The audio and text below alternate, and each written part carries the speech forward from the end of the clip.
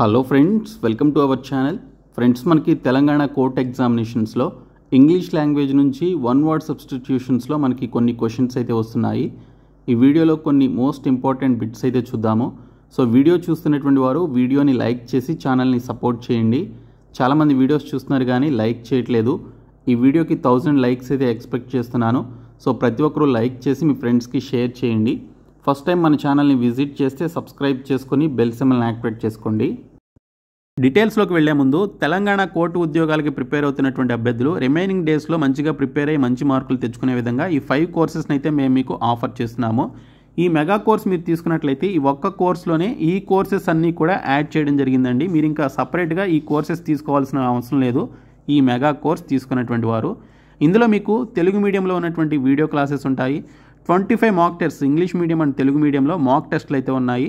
అలాగే English mega test series కూడా ఇందులోనే యాడ్ చేయడం జరిగింది. మీరు సపరేట్గా తీసుకుంటే 99 రూపీస్ సపరేట్గా పే చేయాలి, కానీ ఇందులోనే ఈరోజు యాడ్ చేయడం జరిగింది. అలాగే కంప్యూటర్ నాలెడ్జ్కి సంబంధించినటువంటి కోర్స్ కూడా ఇందులోనే యాడ్ చేశాము. అలాగే 30,000 ప్లస్ బిట్స్ ఉన్నటువంటి జీకే అండ్ ఇంగ్లీష్కి సంబంధించిన పీడిఎఫ్ కోర్స్ కూడా ఇందులోనే యాడ్ చేశాము. కాబట్టి మీరు ఈ ఒక్క కోర్స్ తీసుకుంటే చాలు, మీకు అన్నీ కూడా యాక్సెస్ అవుతాయి.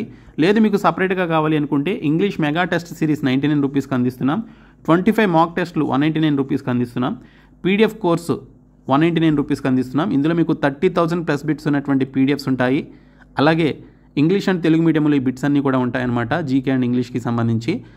అలాగే మీకు స్టాటిక్ జీకే కరెంట్ అఫైర్స్ కూడా ఇందులోనే ఉంటాయి. ఇంకా కంప్యూటర్ నాలెడ్జ్కి సంబంధించి 49 రూపీస్కి ఈ కోర్స్ అయితే అందిస్తున్నాము. సో ఇక్కడ చూసుకుంటే mega course, PDF course, computer knowledge course, ఇక్కడ టీఎస్ ఎగ్జామ్స్ అనేటువంటి ఈ బాక్స్లో ఉంటుంది యాప్ హోమ్ పేజ్లో. ఇంకా English test series 25 mock test వచ్చేసి టెస్ట్ సిరీస్ అనేటువంటి ఈ పర్టికులర్ బాక్స్లో అయితే ఉంటుంది. సో మీరు యాప్ని డౌన్లోడ్ చేసుకొని మీరు హోమ్ పేజ్లోకి వచ్చినట్లయితే ఈ 2 బాక్స్లు ఓపెన్ చేసి మీరు ఈ కోర్సెస్ అయితే తీసుకోండి. సో డిస్క్రిప్షన్లో యాప్ లింక్ ఉంటుంది, చూడండి. వన్ వర్డ్ సబ్స్టిట్యూషన్స్లో ఫస్ట్ క్వశ్చన్ వచ్చేసి a person who is physically dependent on a substance అని చెప్పేసి ఇచ్చారు. ఏదైనా ఒక వ్యక్తి ఒక పర్టికులర్ విషయానికి సంబంధించి దానిపైన ఆధారపడి బ్రతుకుతున్నప్పుడు సో దాన్ని ఏమంటారు అని చెప్పేసి అడిగారు.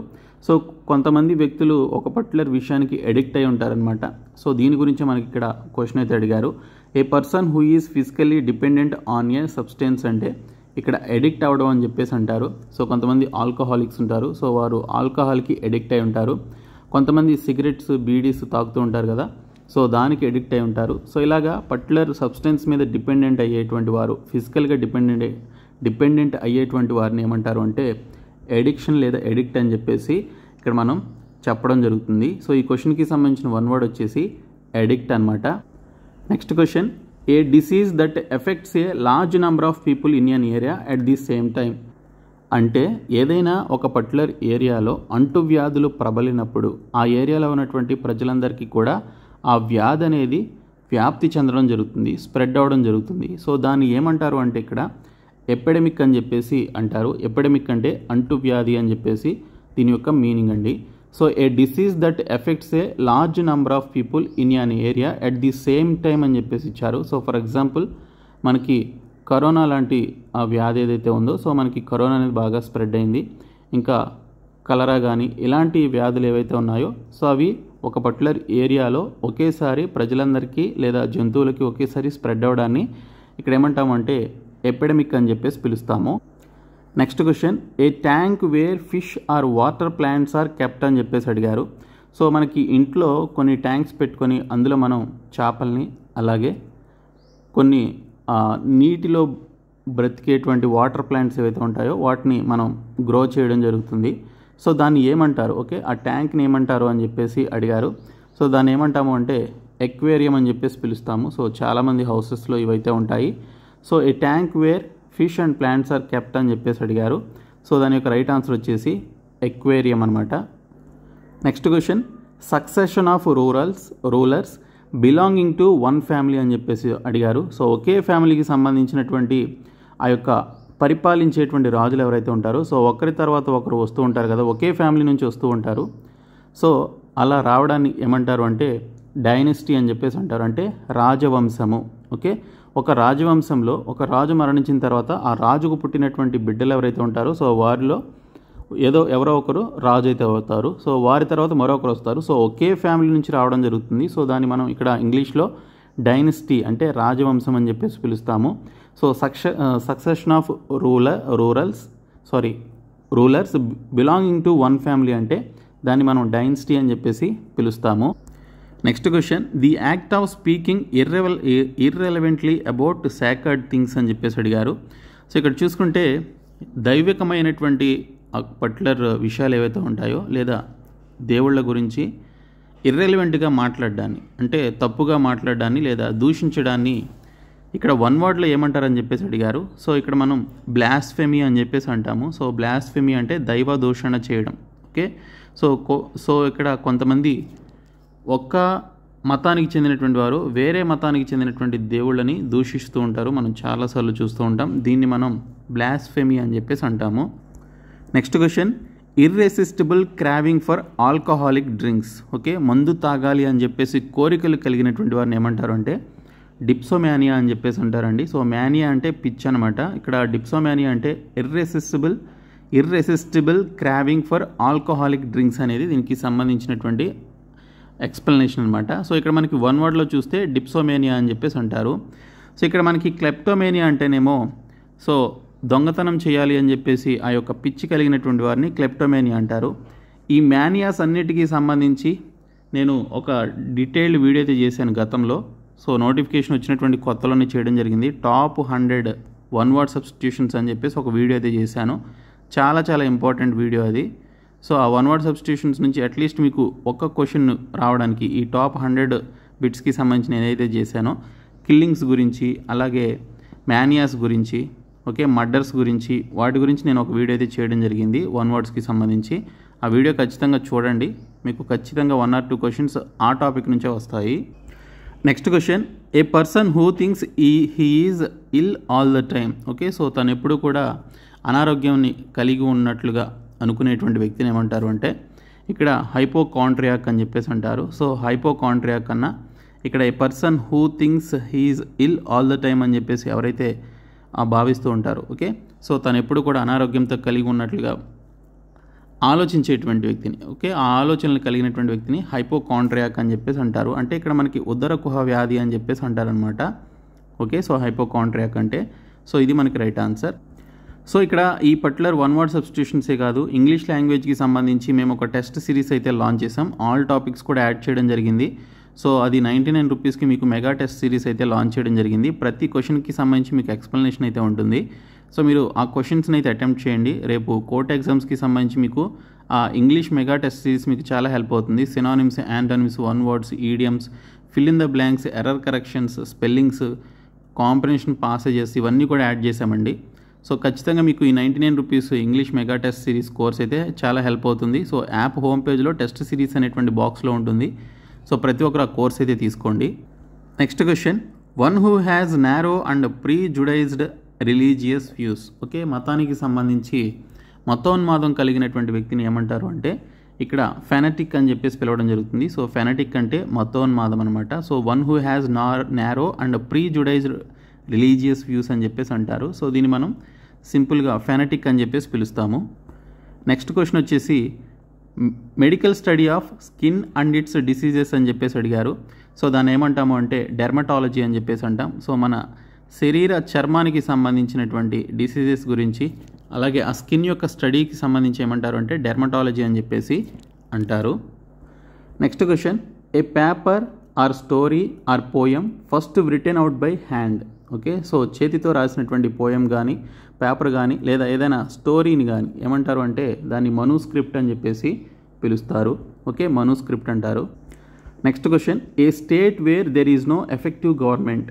ఓకే, సో ఎక్కడైతే ఎటువంటి ప్రభావితం లేనటువంటి ప్రభుత్వం ఉంటుందో సో దాన్ని ఏమంటారు అంటే ఎనార్కీ అని చెప్పేసి పిలుస్తారండి. సో ఎనార్కీ అంటే a state where there is no effective government. There is no effective government అంటే ఇక్కడ మనకి ఎనార్కీ అని చెప్పేసి వస్తుంది. సో ఎనార్కీ అనేది దీని యొక్క one word substitution. So anarchy అంటే ఇక్కడ మనకి 1 పర్సనే పరిపాలిస్తాడనమాట. సో ఎటువంటి గవర్నమెంట్ సిస్టమ్ అనేది ఉండదు. సో దాన్ని మనం ఎనార్కీ అని చెప్పేసి అంటాము. So a state where there is no effective government అంటే ఎనార్కీ అనేది దీనికి సంబంధించినటువంటి రైట్ ఆన్సర్ అండి. So option C right answer. Next question, walking in sleep అని చెప్పేసి ఇచ్చారు. సో వాకింగ్ ఇన్ స్లీప్ అంటే నిద్రలో నడవడం. ఓకే, సో నిద్రలో నడిచేటువంటి వారిని ఏమంటారు అని చెప్పేసి అడిగారు. రైట్ ఆన్సర్ వచ్చేసి సోమ్నాంబులిజం అండి. సోమ్నాంబులిజంని వాకింగ్ ఇన్ స్లీప్ అని చెప్పేసి దీని యొక్క ఎక్స్ప్లెనేషన్. నెక్స్ట్ వన్, ఏ ప్లేస్ వేర్ సోల్జర్స్ లివ్ అని చెప్పేసి అడిగారు. సో వారు బ్యారాక్స్లో నివసిస్తారనమాట. అంటే భూమి లోపల ఒక చిన్న రూమ్ లాంటి దాన్ని ఏర్పాటు చేసుకుంటారు. సో యుద్ధ సమయంలో వాళ్ళు ఈ బారాక్లోనే వాళ్ళు ఉండడం జరుగుతుంది. ఆ యొక్క సేఫ్టీ పర్పస్ కింద ఉంటారనమాట. సో సోల్జర్స్ అనేవాళ్ళు బ్యారాక్స్లో నివసించడం జరుగుతుంది. సో కాబట్టి బ్యారాక్స్ అనేది right answer. Next question, one who intervenes between 2 or more parties to settle differences అని చెప్పేసి అడిగారు. సో ఇద్దరు వ్యక్తుల మధ్య ఒక వ్యక్తి ఉండి వాళ్ళిద్దరి మధ్య ఉన్నటువంటి డిఫరెన్సెస్ని సెటిల్ చేసేటువంటి వ్యక్తిని ఏమంటారు అంటే ఇంటర్మీడియరీ అని చెప్పేసి అంటారు. ఓకే, ఇంటర్మీడియరీ అని పిలవడం జరుగుతుంది. సో దీని యొక్క రైట్ ఆన్సర్ వచ్చేసి intermediary. Next one, A person with a long experience of any occupation అని చెప్పేసి అడిగారు. సో ఏదైనా వృత్తిలో బాగా ఎక్స్పీరియన్స్ కలిగినటువంటి వ్యక్తిని ఏమంటారు అంటే వెటరన్ అని చెప్పేసి అంటారు. సో ఫర్ ఎగ్జాంపుల్ మనం క్రికెట్ మ్యాచెస్ చూస్తున్నప్పుడు సో వెటరన్ ప్లేయర్స్ అని చెప్పేసి కామెంటరీలో వింటూ ఉంటాం. సో వెటరన్ అంటే ఏదైనా ఒక పర్టికులర్ ప్రొఫెషన్లో ఎక్కువ ఎక్స్పీరియన్స్ కలిగినటువంటి వారు, ఓకే, ఎక్కువ అనుభవం కలిగినటువంటి వారిని వెటరన్స్ అని చెప్పేసి పిలుస్తారు. Next question, an act of miss appropriation of money అని చెప్పేసి ఇచ్చారు. మిస్ అప్రాప్రియేషన్ ఆఫ్ మనీ అంటే సో రాంగ్ వేలో మనీ సంపాదించి కూడబెట్టుకోవడాన్ని, సో దాన్ని ఏమంటాము అంటే ఇక్కడ మనం ఎంబెజిల్మెంట్ అని చెప్పేసి పిలవడం జరుగుతుంది. సో చాలా ఇంపార్టెంట్ బిట్ ఇది, చాలా ఎగ్జామ్స్లో అడిగారు. An act of miss appropriation of money, okay, so దాన్ని మనం ఇక్కడ ఎంబెజిల్మెంట్ అని చెప్పేసి అంటారు. Next question, the process of deciding the nature of A diseases by nature అని చెప్పేసి అడిగారు. సో ఇక్కడ చూసుకుంటే మనం ఏదైనా ఒక అనారోగ్యం వచ్చినప్పుడు హాస్పిటల్కి వెళ్తే మన యొక్క బాడీలో ఇంకేమైనా డిసీజెస్ ఉన్నాయా లేదనేది మొత్తం బాడీ చెకప్ అయితే చేస్తారు. సో దాన్ని మనం ఇక్కడ చూసుకుంటే దాన్ని డయాగ్నోస్ చేయడం అని చెప్పేసి అంటారు. సో బాడీ లోపల ఇంకేమైనా డిసీజెస్ ఉన్నాయా లేదా అనేది తెలుసుకోవడానికి ఇక్కడ మనం డయాగ్నోసిస్ అని చెప్పేసి అంటాము. సో డయాగ్నోసిస్ అనేది దీనికి సంబంధించిన right answer. Next question, proposition made as a basis for reasoning without the assumption of its truth.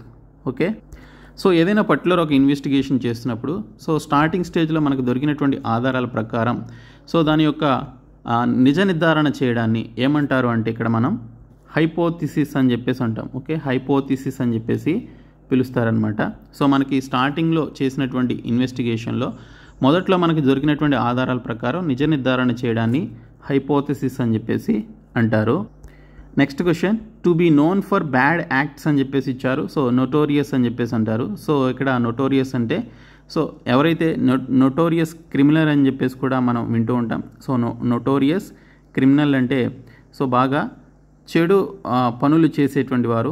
Okay, so ఎటువంటి ఫీలింగ్స్ లేకుండా ఏదైనా కూడా చెడు చేసేటువంటి వారిని ఏమంటారు, ఆ పర్టికులర్ క్రిమినల్స్ని నోటోరియస్ క్రిమినల్స్ అని చెప్పేసి అంటారు. సో ఇక్కడ మనకి to be known for bad acts అంటే నోటోరియస్ అనేది దీనికి సంబంధించిన right answer. Next question, continuing for a period of time without interruption అని చెప్పేసి అడిగారు.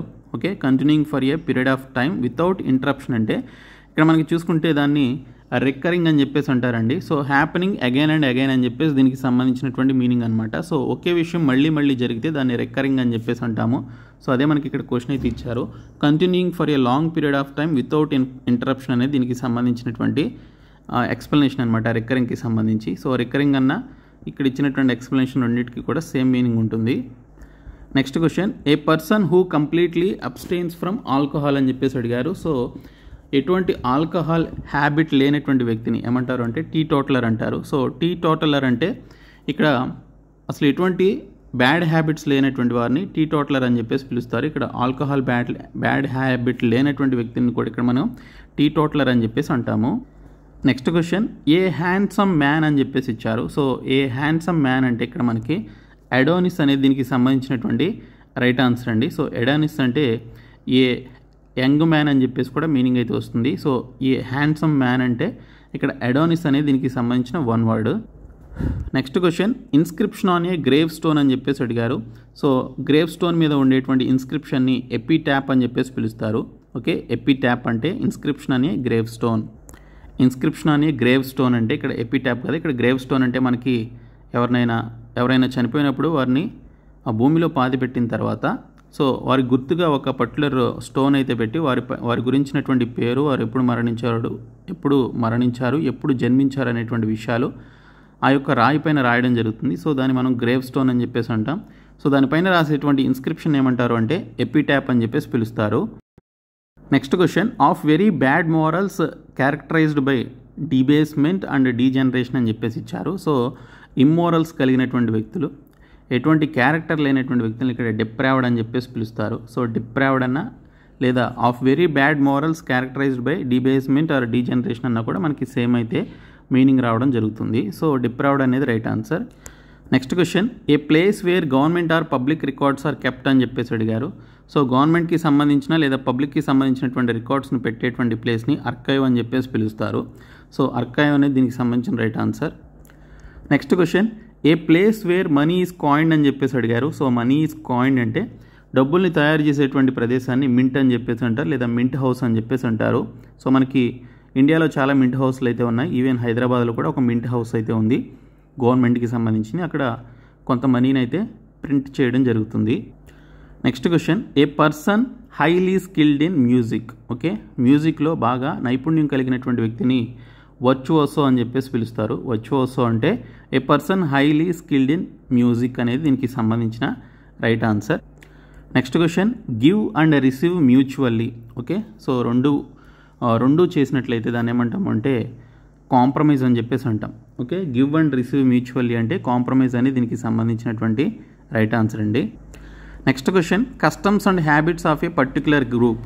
Okay, customs and habits of a particular group అంటే ఏదైనా ఒక పర్టికులర్ సొసైటీలో, ఒక సమాజంలో ఉన్నటువంటి ఒక గ్రూప్ ఆఫ్ పీపుల్ ఫాలో అయ్యేటువంటి కస్టమ్స్ అంటే నియమాలు లేదా హ్యాబిట్స్, వారి యొక్క పద్ధతులకి సంబంధించి ఈ పర్టికులర్ గ్రూప్ని ఏమంటారు అంటే మోర్స్ అని చెప్పేసి పిలుస్తారు. MORES, మోర్స్ అని చెప్పేసి పిలుస్తారనమాట, customs and habits of a particular గ్రూప్ని. సో ఇవి కొన్ని ఇంపార్టెంట్ వన్ వర్డ్ సబ్స్టిట్యూషన్కి సంబంధించినటువంటి బిట్స్. సో మన ఛానల్ని ఫాలో అవ్వండి. మేము మీకు ప్రొవైడ్ చేసినటువంటి 399 రూపీస్ మెగా కోర్స్ అయితే తీసుకోండి. ఇందులోనే మీకు అన్ని PDFs అలాగే 25 mark test, English test series ఇవన్నీ కూడా అవైలబుల్గా ఉంటాయి. లేదు అంటే మీకు 199 రూపీస్ PDF కోర్స్ ఉంది. సో PDF కోర్సులో మీకు అన్ని PDFs అయితే ఉన్నాయి. ఇంకా 199 రూపీస్ 25 మార్క్ టెస్ట్లకి సంబంధించినటువంటి కోర్స్ ఉంది. 99 rupees English mega test series course ఉంది. 49 రూపీస్ కంప్యూటర్ నాలెడ్జ్కి సంబంధించినటువంటి కోర్సెస్ అయితే ఉన్నాయి. మీకు ఏది కావాలనుకుంటే అవి మీరు డిస్క్రిప్షన్లో ఉన్నటువంటి యాప్ని డౌన్లోడ్ చేసుకొని ఇమీడియట్గా తీసుకొని ప్రిపేర్ అవ్వండి. సో ఈ వీడియోని మీ ఫ్రెండ్స్కి షేర్ చేయండి. Thank you so much guys.